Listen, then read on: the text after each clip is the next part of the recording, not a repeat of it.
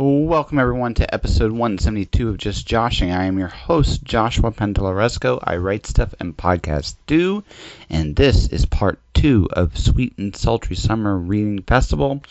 3 amazing women here. I'm going to make this really short. Wendy, or Miss President as I called her, Mel Vee, and Rayanne Haines. All 3 of them are very, very fun to chat with. It's going to be, this one was a little different because this is the part of the show where actually I got breaks, so it's going to go from one to the other. It might cut in a bit, but really, it was, all 3 conversations are awesome and well worth listening to. The things I remember the most, Win was a ton of fun. She played along, she was a really good sport with dealing with me, and we had a ton of blast. I still think secretly she's a steampunk inventor. Mel Vee, she was a ton of fun. She was probably the one I think that got the biggest kick out of me personally, out of everybody there, and that actually is saying a lot because I think I enjoyed every single person I interacted with. But I cracked her up quite a bit. But she also described the place where I was as the murder room. Off the air. So I kind of, then seriously, I still to this day, this is how I think of this particular room I was in. I'm just calling it the murder room. And number 3, Rayanne Haines, we talked really cool about balancing like just what she does and how each thing she does, her poetry and her literary, how they play off each other. All right, let's get into part 2, shall we? I'm just turning the recorder on, so if you say anything really awesome and incriminating, really good. So I'm turning that one on. I'm going to turn this one on again real shortly here. And I am back with, I'm hoping I got this right, I'm with Wendy. Wendy, that's right. Okay, it's awesome. I read your profile. I was like, I was really interested because you sounded like, like one of those crazy inventors from like the steampunk era. She was like engineer by day and writer by night. You wish? I wish. Yeah. No, I'm not creative mechanically, but I think there is value in changing careers a few times because you bring everything that you have to what you are now.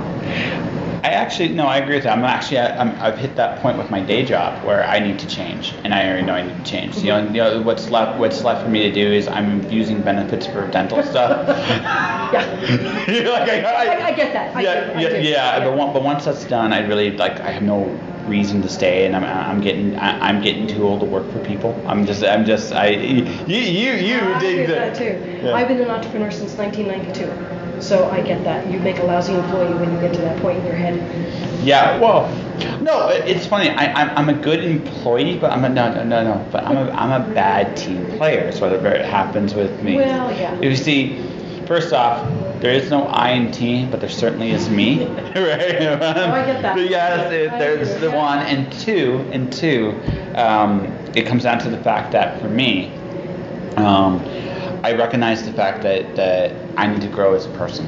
Yes. And I find that with a lot of jobs, they slot you in the spot, and if you're good at it, they try and keep you there. It's not, once upon a time, in a galaxy far, far away, it used to be that when you were good at a job, they would move you up until you found something you were actually bad at, and you were stuck there forever and ever and ever, right? That's how a lot of management has in the jobs today. I digress, but that's okay.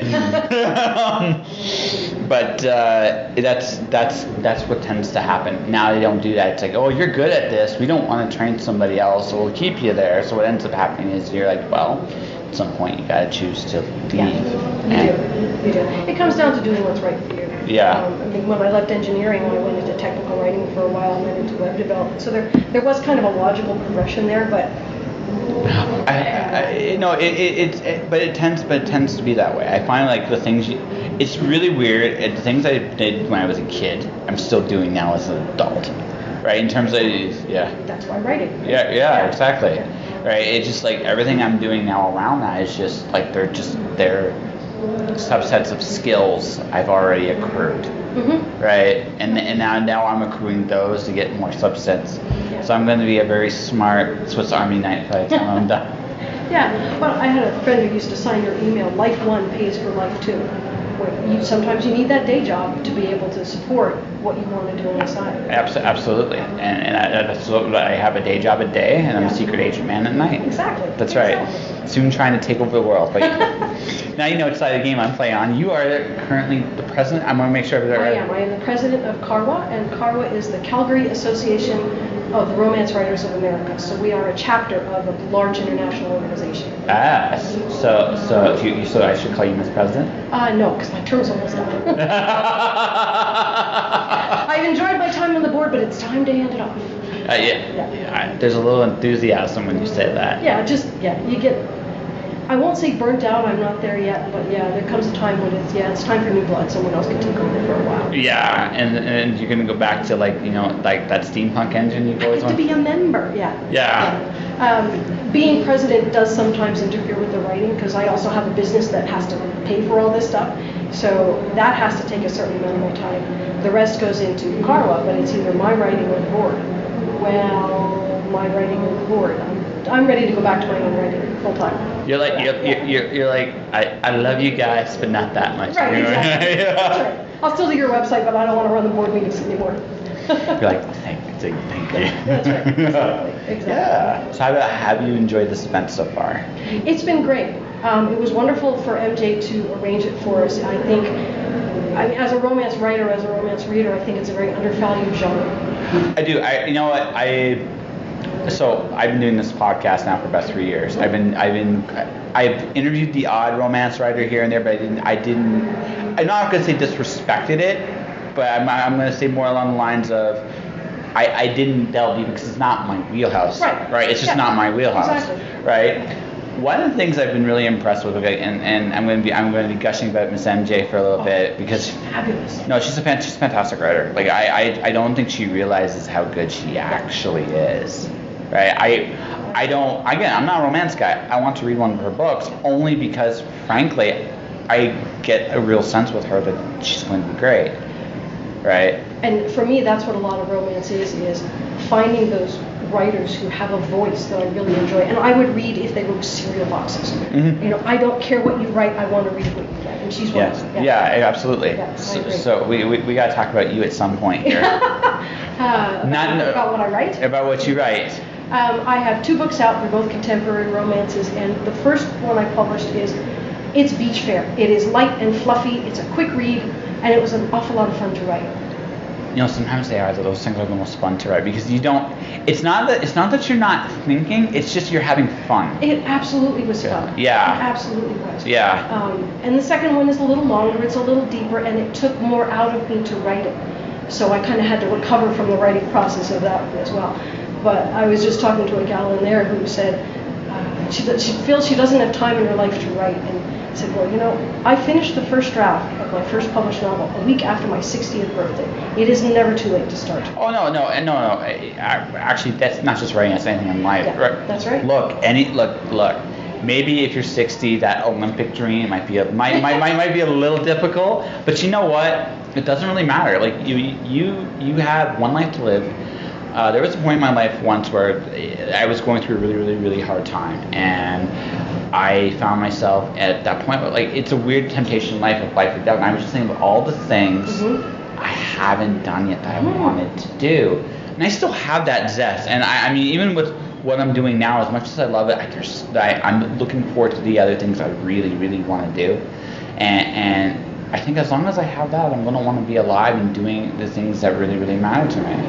I appreciate that, and I think we like to travel, my husband and I, and one of the things that I found is that now when I travel or I'm sitting in an airport or sitting in a coffee shop, I people watch a lot, and it becomes fodder in a writer's mind for what you're going to write next. And I may never use that exact incident, but something about what those people said impressed me enough that I remember it, and it affects what I write. And for me, because of what I do with this, it's what people do, and also what people don't do that actually intrigue me.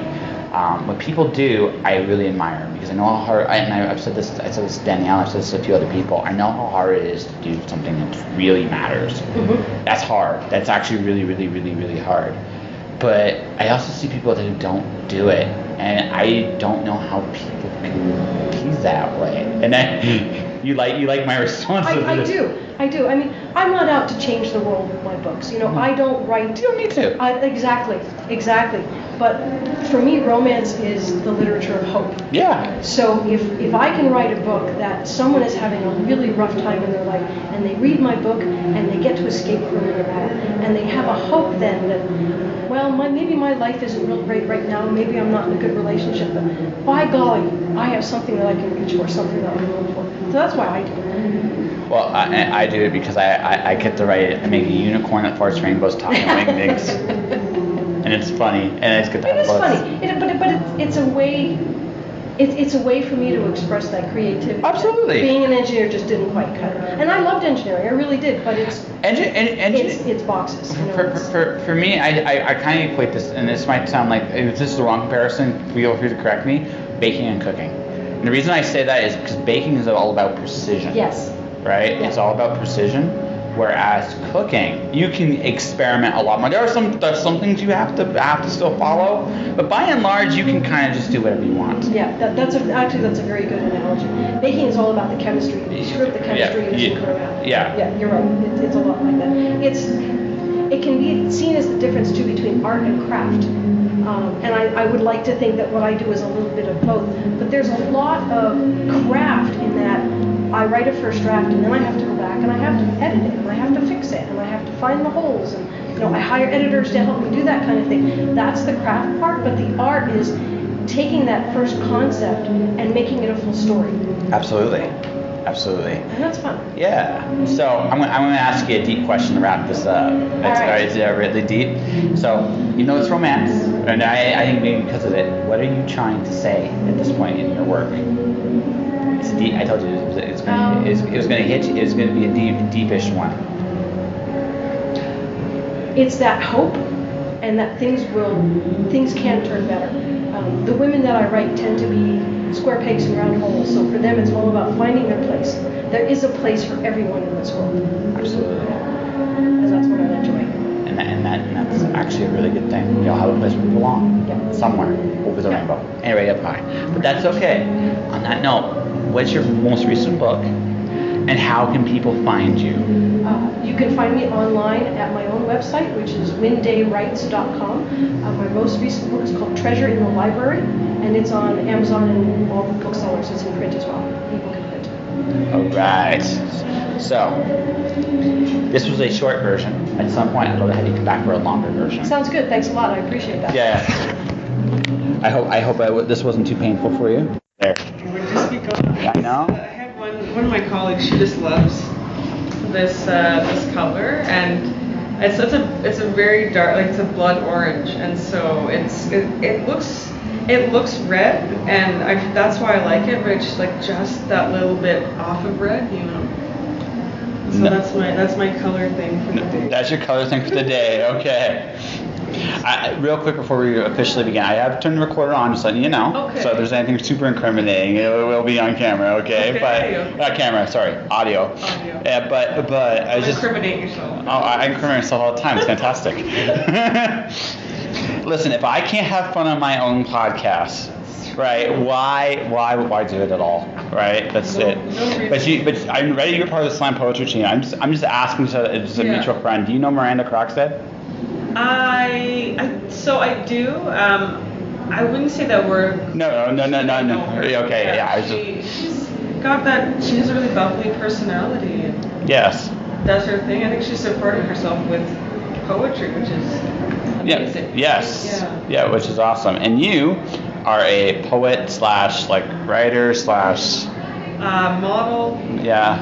And I'm a budding photographer. I saw that you were taking pictures out there earlier. So.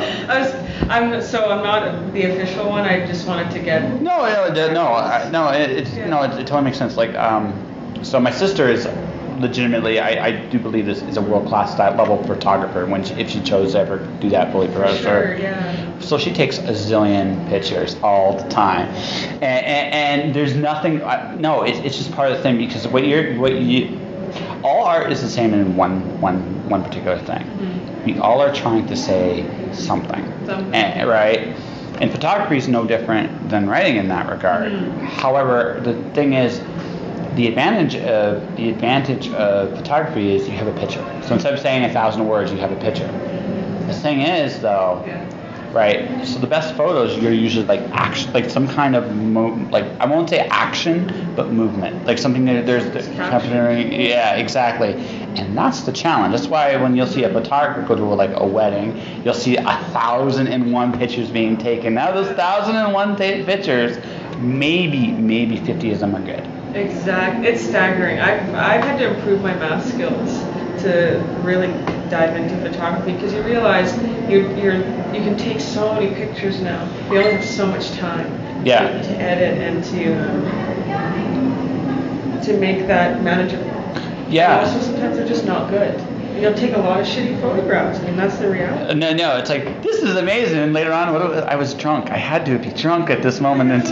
Like, you really didn't see that last second shake that just fucks up everything. But every once in a while it works in your favor. Like one of my favorite, like, it's not a great photo in terms of technical, but the timing of it was perfect. It was two bald eagles going for a fish. So one caught it with one beak and actually pushed the other one away at the same time.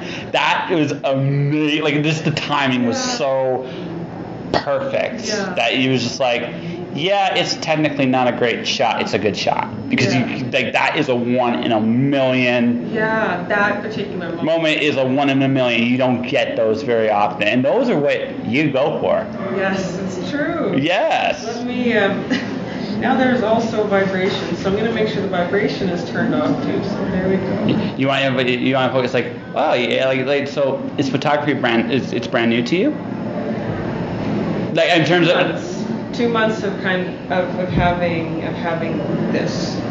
So I've been reading because I read a lot. I had one class, but it was my friend who's a photographer. He let me use one of his cameras, point out some things in white balance, making sure you're at the right distance, like focusing, and that's all I've had so far. And I think that it's because photography is about seeing.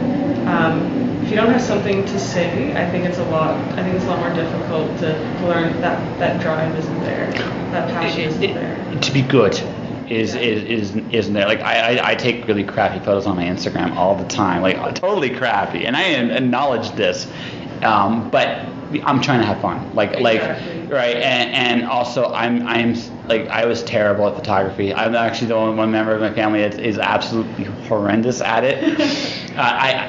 So an old school Konica camera. This is a really good camera. Yeah. I somehow busted the film in the camera. Oh. I'm not sure how I did that. But I got more stories like this too. That's the thing. It is not my thing. Right, yeah, I know, I'm sorry. See, I do incriminate myself on my podcast, see? Like we were talking about. Yeah, exactly. But I'm okay making myself look like an ass, right? So it's all good, right? Okay. And in your case though, I mean, the strive for excellence is definitely, I get that's your vibe. That is probably your whole thing. I wouldn't shock me on this.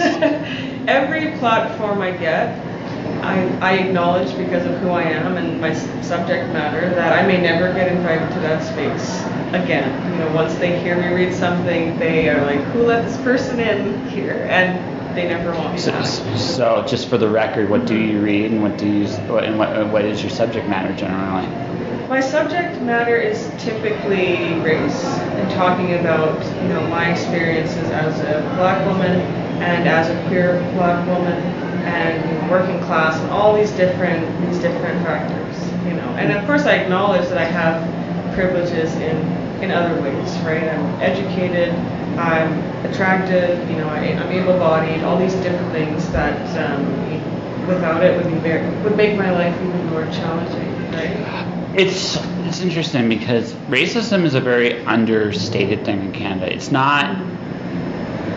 So again, I'm not no disrespect because I know you've definitely been through your fair share of it. But for me, the one I noticed the absolute most is how natives are treated in this country. Yeah. That one is the most as blatant as Canadians. It's pretty glaring. Yeah. It's pretty blatant, but I mean, even I have friends who are black, and I know that they've had struggles I've never even begun to fathom, right? It'd be just based on the fact that of just their skin color. It's not something that's talked about very, very, very much in Canada. No, not the same way. No. We do come across like we're tolerant. I think in comparison, we're not as extreme as the United States is, but in some ways we're worse because it's not direct.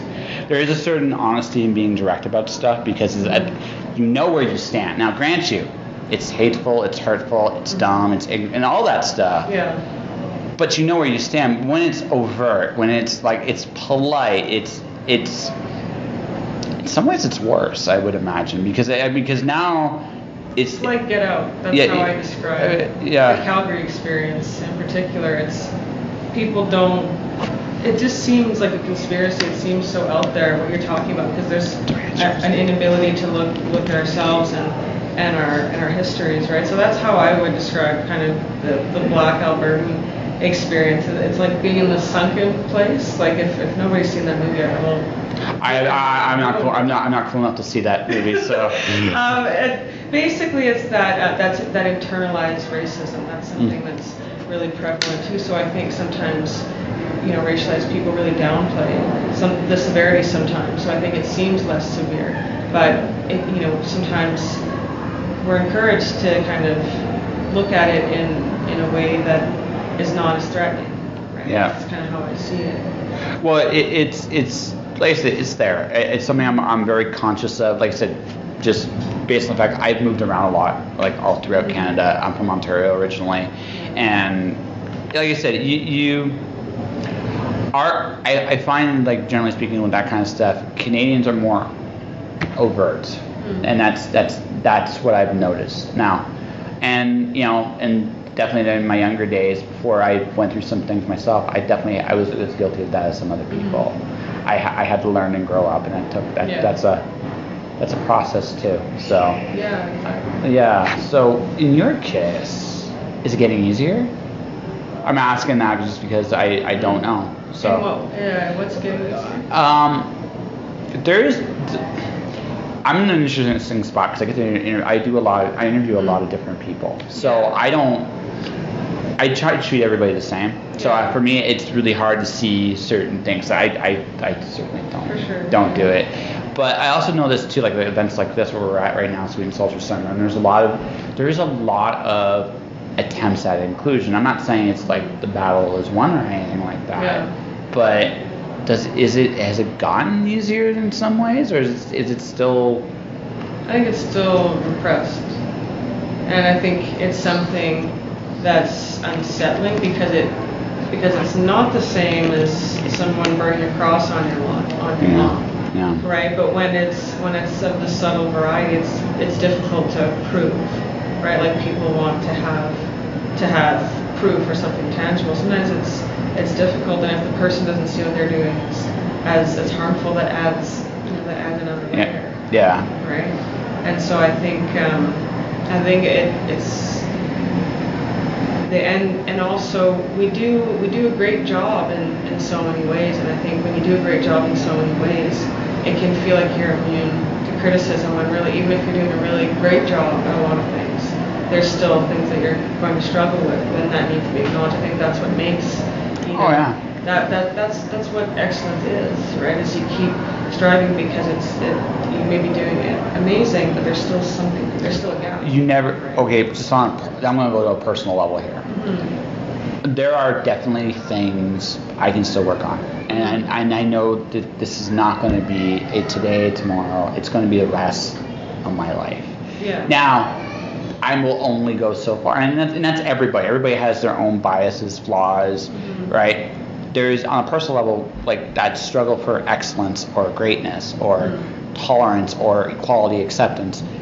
That isn't going to it's like anything else. It's a struggle, and it's going to be steps, and everybody on I think on some level or another has to work on that. I think, and all hopefully is, I guess what I'm trying to say is, everybody's trying, as long as you're trying to do the best you can, and as long as you can learn, right, doesn't mean things aren't going to hurt sometimes. Yeah, but it does mean that things will get better over time. And that's all we can hope for, right? Well, not to not to shy away from discomfort, right? Because when something is uncomfortable, our tendency is to not do it again and to avoid it. And I often challenge people, whenever I have a set or whenever I'm kind of facilitating a group to, when discomfort comes up, sit with it for a moment instead of just push it away right away to stop that situation. You need to sit with it for a little bit. As I've gotten older, I've worked harder at making myself uncomfortable. Mm-hmm. It's because it's what makes you change. Yeah, it is. Right? It's not, if you're comfortable, there's no reason for you to change. If you're just like, hey, I'm happy, I'm making zillions and zillions of dollars, right? Why would I change? I think our time's up. Our time is up. Okay, but so it was. I think the original question was, where do artists of color go? Yes. In Calgary, Uproot YYC. And so Uproot YYC is a grassroots artist collective. That's the collective is artists of color, and that's our mandate is to build community and connection among artists of color. We're the only kind of organization, well, not an organization because we're not, we're a collective. We're the only kind of group in town that's intentional about racialized artists. So I'm gonna ask one question about this. Yeah. It almost kind of feels, and I know you're just a group. Are you guys gonna go into becoming like a bigger, like more organized group, or like a charity or something along those lines down? Like we are organized, but we don't want to be a nonprofit. Okay, no, I got you. I just figured I'd ask that question just so people do this. Okay, so that's where people go. That is. And we have artist showcase, we've had a few now, and those are open to everybody because I do feel that, white folks who want to support should. And also it's great, like these are great artists, right? They're very talented. And it's like, I want to go to good art shows. I'm spending my, time in my life that I will never get back. I want it to be good quality too, so let's good quality as well. All right, so that's where they go. That's where they go. Okay, so two last things. Do you have any books or any projects that you want to talk about that you're doing personally? Yes. Quickly, so I'm doing it's a multimedia exploration of Black womanhood. So this is how I'm learning photography skills, is through this project. So the Canadian Cultural Mosaic Foundation is giving me a bit of guidance on that. So there's going to be a show September the 7th, and that's available to whoever wants to come. There's going to be, depending if I can, a little bit of food for people and an opportunity to see the work. And have a good time. And one last thing, how can people find you? So to find me, I'm Mel Vee Poetry or at Mel Vee Poet. If you go to Facebook, it would be at Mel Vee Poet or Mel Vee Poetry, VEE. And I also have a website, melvyc.wordpress.com, because I have something. Very lovely. It was very nice to chat with you. I wish we could have gone longer. I really. I'm turning recorders on, by the way. Okay. So if you're gonna say anything super incriminating, try not to. No, make it good. Okay. Just make it good. Okay. Whether it's clothing baby seal, stealing candy, whatever the case might be. All right, but whatever the case might be, I incriminate myself all the time. It's all really? yes, Okay. totally. It's totally. Rayanne, right? Yes. Nice to meet you. Nice to meet you. So you are a writer / poet, and you kind of balanced between the genres, from what I read and understand. Yep. I started off as a poet, and I run the Edmonton Poetry Festival. Oh, that's cool. Yeah, and that's a big 8-day festival every year, and I'm a published poet, and then now I also have a series that is paranormal romance, urban fantasy kind of stuff. So how does one go from poetry to paranormal? Yeah, so I grew up reading romance novels because that's what my mom always read, and and yet I have the background in poetry, and I always wrote poetry, but when I sat down and thought, I'd really love to actually write a full novel, I thought, I want to write something that I know and enjoy and understand, or that I feel ready to write, and that was romance, and paranormal romance. And so that's how I did it, because I felt comfortable writing this kind of stuff. I felt like I knew how to write it. Okay. Yeah. So, Yeah. so I have had the opportunity to talk to a lot of different romantic authors. Yes. So, in your particular case, I'm going to ask you the hard question here. Okay. Or deep breaths. Okay. What do you try to say with your romance? Because the one thing, like a lot of people think about the genre, Right. but it's like writing about. I am of the belief that when we write, we are telling our stories, Yes. our own stories, in whatever context we're telling them in. Yes. Right. So, what are you trying to say? Well, I think I am a feminist, and I have always worked to better the lives of women and young women. And I think in everything that I write about the power of women and the power of our voices and what we can accomplish. So when I write paranormal romance or poetry, my writing really focuses on strong women.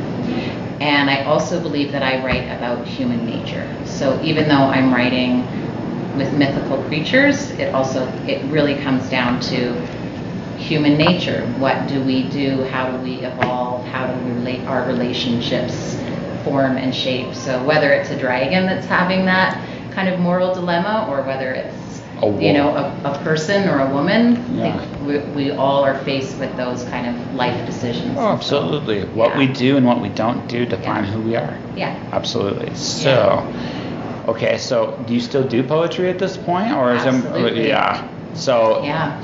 So you kind of just bounce back and forth at this point. I bounce back and forth. Actually, the end of April, I had a novel in verse come out with York University. You're gonna dig that if you ever take a look at that. Okay. So, yeah. Yeah. And then on June 6th, I had the second book in my urban fantasy series come out. Nice. So I really bounce between both. I find, depending on the mood of my day is what I write, or depending on where I am or how I'm feeling, I'll write poetry or I'll write the fiction. So I'm gonna ask this one. Yeah. How does one shape the other? Because I have a feeling that they do. Yeah, they really do. I think because I come from a poetry background, my writing as a fiction writer is much more concise. I write in very kind of short, much more structured type of sentences. And certainly when I write a first draft of a book, it's really small. No, yeah. And I have to build it and build it and build it, because I come from the background of you're trying to say the most with the least, as a poet. But on the same token, it's actually, I find that works really good when you write your fiction too, because we live in a world today where things are about efficiency. Yes. Right. So if if your sentences are getting the point across and they're really efficient and quick, yeah, it might only be 50,000 words, Yeah. but you know what? That is an impactful 50,000 Yeah, words. that's what I feel. Like mine usually run about 60,000, and I feel like there's a ton in that story, And those are the best. Like, Yeah. I'm a sci-fi guy at heart. So Yeah. my favorite writers is Roger Zelazny. I love Amber. They are literally 50,000 word stories, but they're really, really tight, compact. Everything, like there's so much in them. It's kind of like one of the things I'm trying, as myself as a writer, trying to get to the point where I'm always that concise and that efficient, because if I don't have to write 80,000 words, right, I'm lazy too. So I'm like, But if you can tell the story, with yeah. less, I think it's more impactful. Yeah, absolutely. Yeah. Less is more. Less is more. Yes. Yeah. And then I also do think that, I'm always trying to find like the lines. Is this line a really impactful line? Am I doing everything I can with this particular sentence in the book? Because I want every single thing that I write to have more meaning. Well, yeah. Yeah. Well, everything's nuance. Yeah. I mean, that's the one thing. Everything is about nuance. I'm finally good enough to recognize what that actually is. I don't know if I'm great at it yet, but I'm getting to that. I'm getting to that point where it's just like you got to kind of go. It's like, okay, it's not about what you say. It's how you say it. Yeah. Right. Because although what you say better have some impact, or else it will just completely suck. Yeah. It's still got to be there. Still got to have the meat. Yeah, that's right. Yeah. So, So how many? So your urban fantasy series. Right? Yeah. So I was very, very fortunate to get signed for a 4-book deal, and so right now I have the first 2 books out, and then I'm working on the 3rd in the series. Are you done writing the 3rd at this point, or No, I'm not. No. No, I'm not at all. I'm like 25% of the way. You're like, yes. Yeah. Yes. Yeah. I can make some jokes about evil editors and stuff like that, but I think I won't do that here. No, I actually am very fortunate that I have a fabulous editor through my publisher, and I love her. She's really, really wonderful. I believe it. No, I mean, congrats by the way for your 4-book deal. I hope it leads to bigger and better things for you.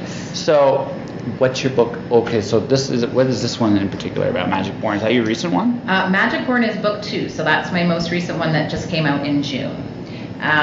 So basically, the Guardians are kind of the protectors of the immortal realm, and they also protect the human realm as well. And in book 1, we meet the leader of the Guardians, who is a dragon, and his love, who is a fire element. And then we are introduced, I think I have about 10 characters right now through the novels. So we're introduced to kind of the story and the concept and the world. And then book 2, Magic Born, is where we have the story continuing, and we meet Niren, who is a water element and a panther shifter, and Maria Eldaskova, who is a very powerful young witch, and they have their trials and tribulations, and they have to save the world and save her from the darkness and the vampires. And so you got vampires and werewolves and all that stuff. Yeah, got it all. You got it all? I've got it all. So what's your favorite stuff to write in that? Like what's your favorite? Do you have a favorite species you enjoy writing? No, I don't think I have a favorite species.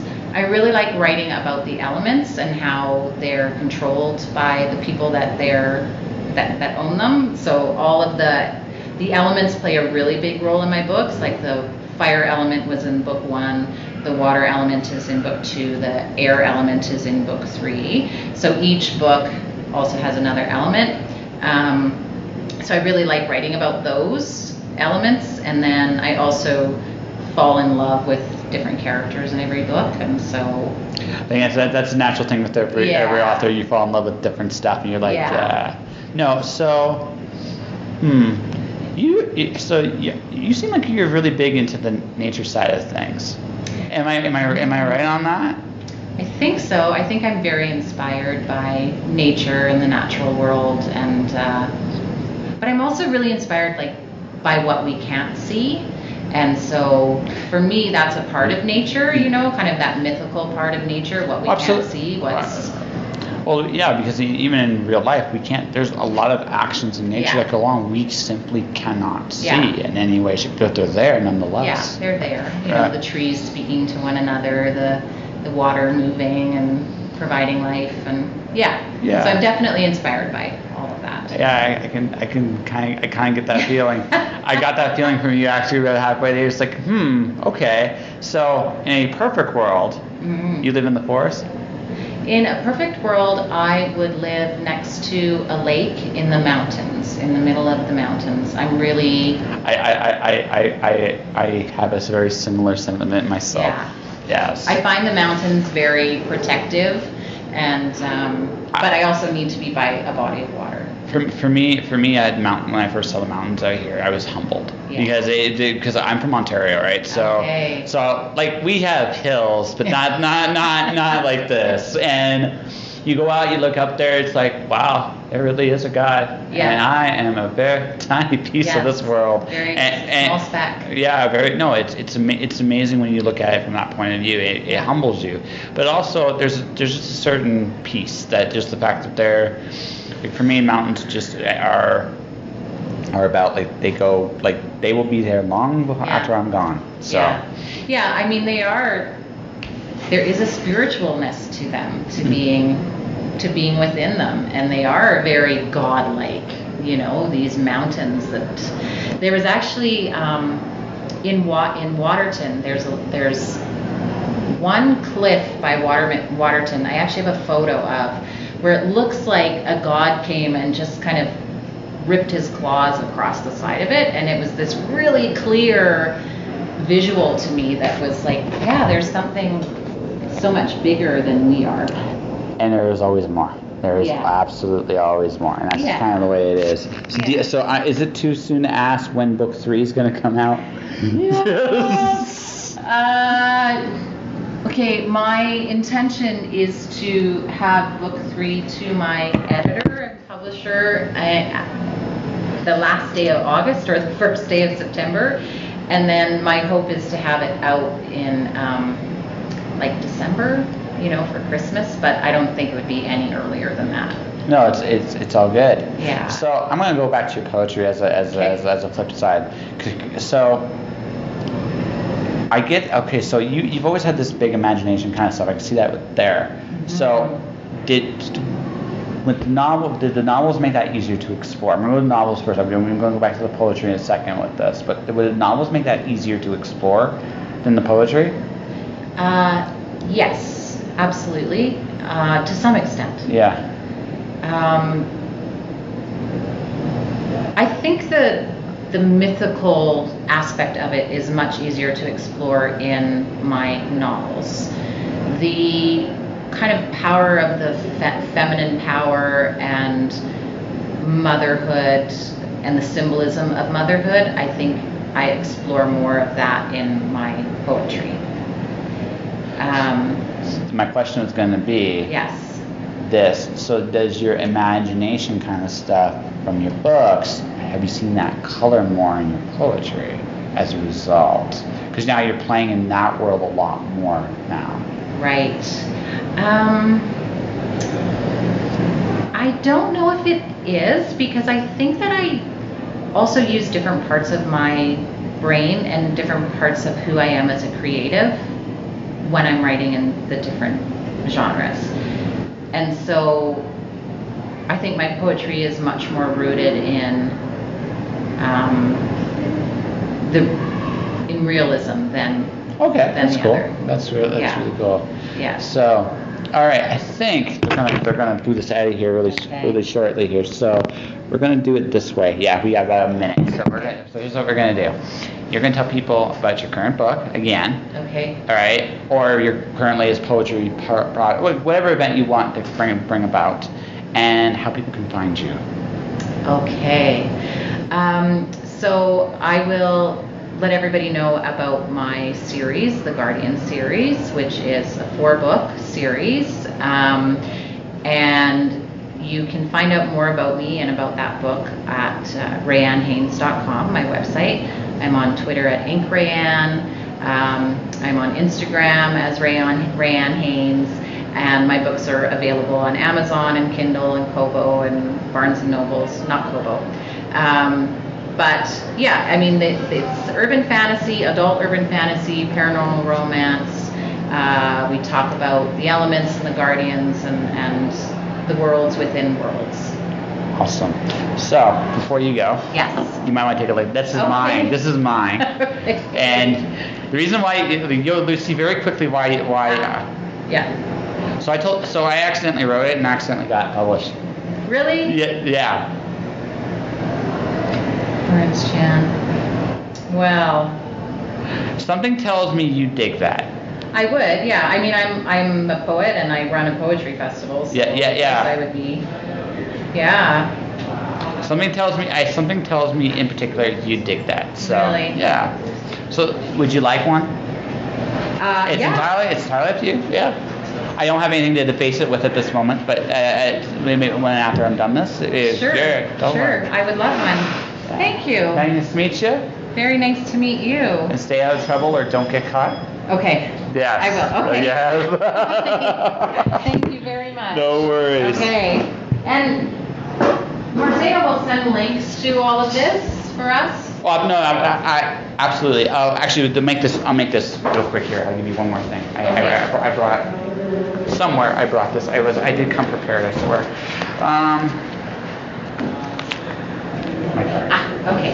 And so is the intention that these will go out like once a month? Or Oh, how no. often? I was going to live stream this today. Oh. Right, but there's no wireless here to live stream this. Okay. So I'm interviewing you all now, and then what I'm going to do is because everybody's like 15-minute bites, I'll explain the format, and I'll do like under Sultry Summer banner. So Yeah.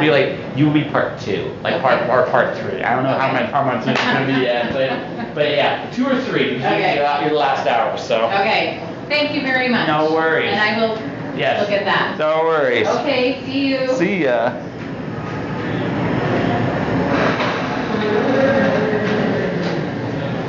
Who's next?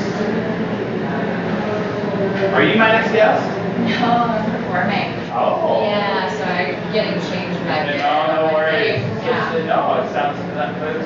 Have you had fun? I am having a blast. I'm Nice. very excited. It's my first time constructing a cover. Nice. Yeah. Do I have a guest right now? Shit, what the heck? No, I do not. Okay, cool.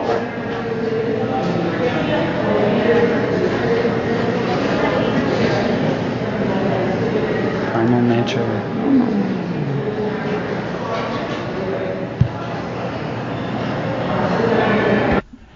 And those were 3 awesome conversations. I kind of wish I'd gotten the opportunity to talk to all of them a little longer. I could just definitely feel it in a lot of cases that there was a lot more for each of them to say. But that all said, thank you guys all very much for being part of my show. And, well, we got one more part to go, don't we? So I'm going to leave you guys right now. Episode 173 will be up really shortly. Once again, thank you to MJ and Colette for setting this all up. I appreciate it. It was a lot of fun to do.